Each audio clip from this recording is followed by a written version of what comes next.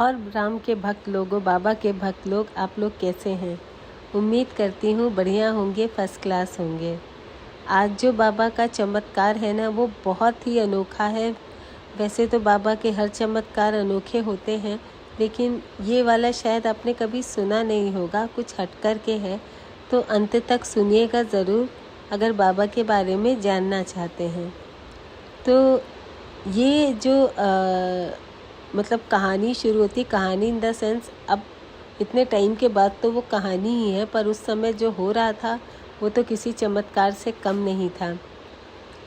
तो बात है कि हनुमान जी का एक विग्रह जो है वो सीमेंट से बनाया जा रहा था।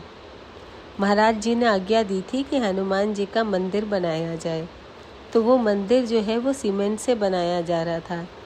तब महाराज जी की मतलब आज्ञा अनुसार लाखों की संख्या में राम नाम लिखकर भक्तों द्वारा राम नाम लिखे कागज़ों को छोटे छोटे टुकड़ों में काटकर गारे में मिलाया गया। वो होता है ना कि जब सीमेंट को मिलाया जाता है, उसको गारा बोलते हैं, गारे के साथ। तो उसमें क्या है, छोटे छोटे राम नाम लिख करके भक्तों ने छोटे छोटे कागज़ के टुकड़े भी मिला दिए। हनुमान जी का सब कुछ बन गया, पर मुखमंडल नहीं बन पा रहा था। मतलब सब कुछ, पूरी बॉडी बन गई, आकृति बन गई, पर फेस उनका जो है वो नहीं बन पा रहा था। अब जो वहाँ पर कारीगर थे वो बहुत हताश होने लगे, और जो भक्त लोग थे वो भी बहुत निराश हो गए कि मतलब फेस बन ही नहीं पा रहा था। और सब लोग महाराज जी से मन ही मन प्रार्थना करने लगे। तभी एक शिवदत्त जोशी जी की कन्या थी जिसका नाम था रजनी। वो बहुत छोटी सी थी, मतलब बाल्यावस्था में थी, बहुत छोटी सी थी। और ना वो सो रही थी, तो उसे एक सपना आया, और सपने में बाबा जी का एक आदेश सुनाई दिया कि दैविक भौतिक तापा राम काज काहू नहीं व्यापा का संपुट लगाकर अखंड रामायण का पाठ सुनाओ हनुमान जी को। संपुट इन द सेंस कि स्टार्टिंग में ये लाइन बोलो, उसके बाद अखंड रामायण का पाठ हनुमान जी को सुनाओ। अब जो वो बालिका थी उसने ये सब चीज़ें अपनी माँ को बताई।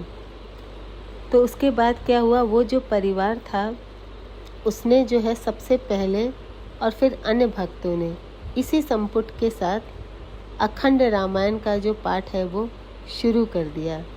और आप विश्वास नहीं मानेंगे, एक हफ्ते के अंदर ही हनुमान जी का मुखमंडल भी बन गया।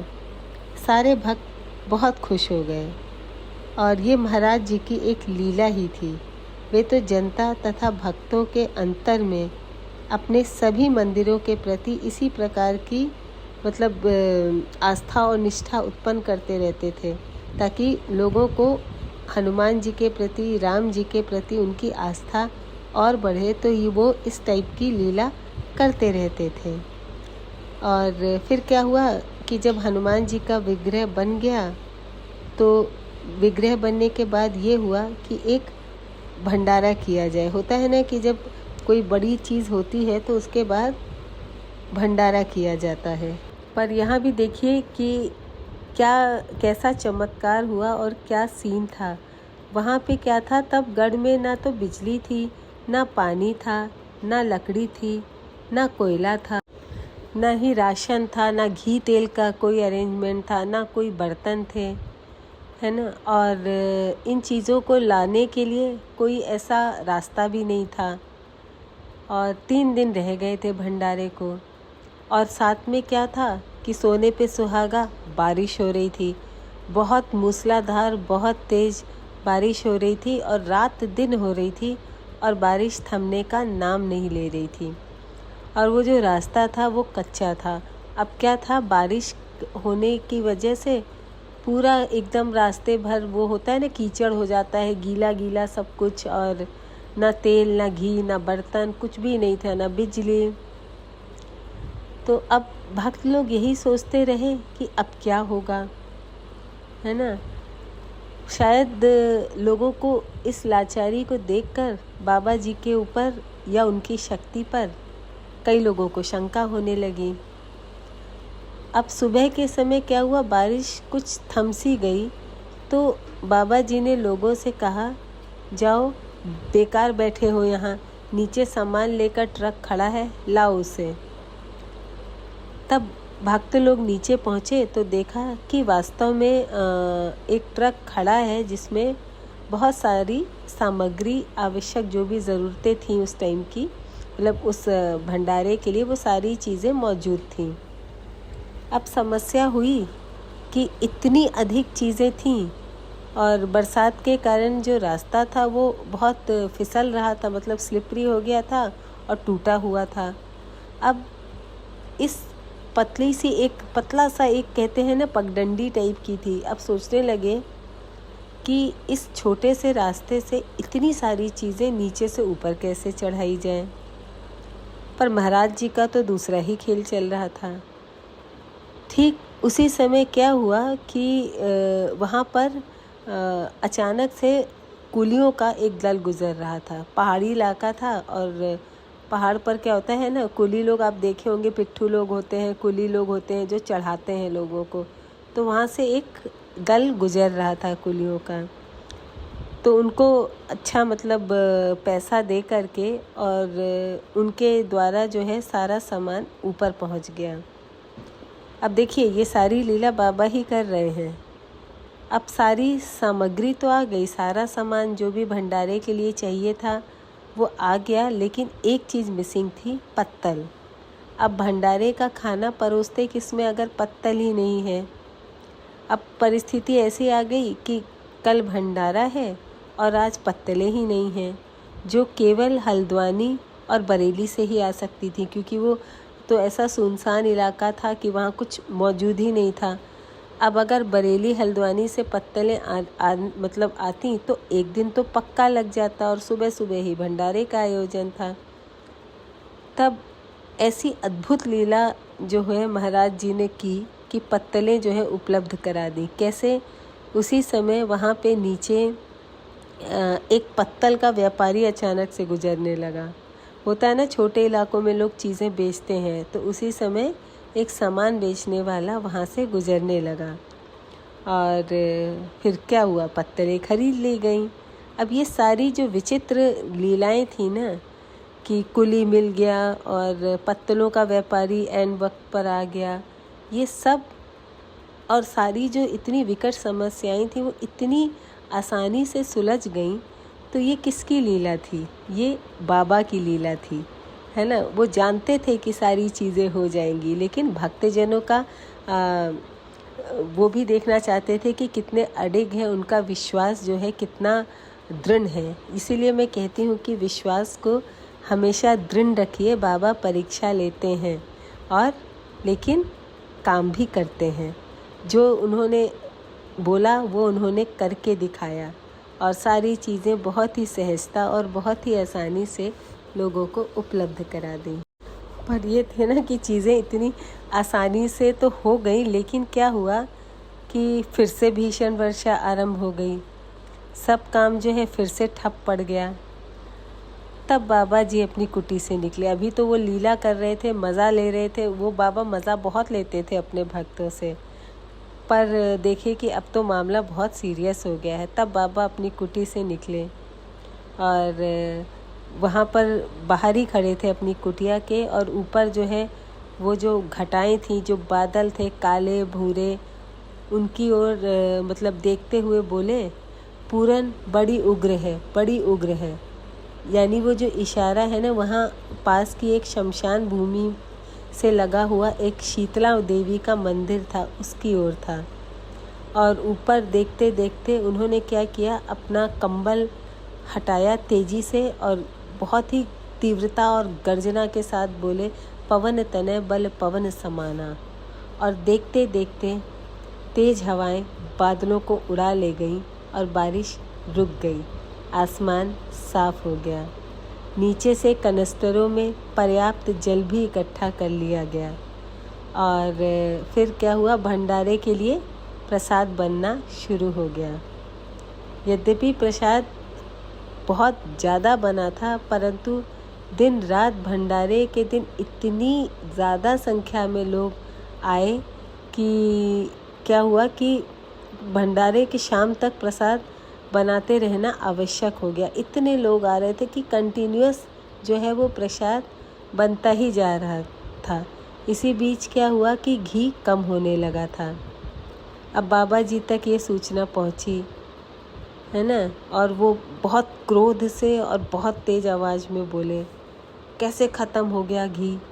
जाओ वहाँ देखो, पानी के कनस्तरों के बीच घी छुपा रखा है किसी ने। और जब वहाँ जाकर के खोज हुई तो वहाँ घी भी मिल गया। पानी को ही हो सकता है बाबा जी ने घी बना दिया, क्योंकि इतने कॉन्फिडेंस के साथ वो कह रहे थे कि वहाँ जाकर के देखो, वहाँ घी रखा हुआ है, तुम लोगों को तो कुछ मिलता नहीं। ऐसा लग रहा था कि जैसे बाबा को हर एक चीज़ें पता है और वो सारी चीज़ें जानते हैं।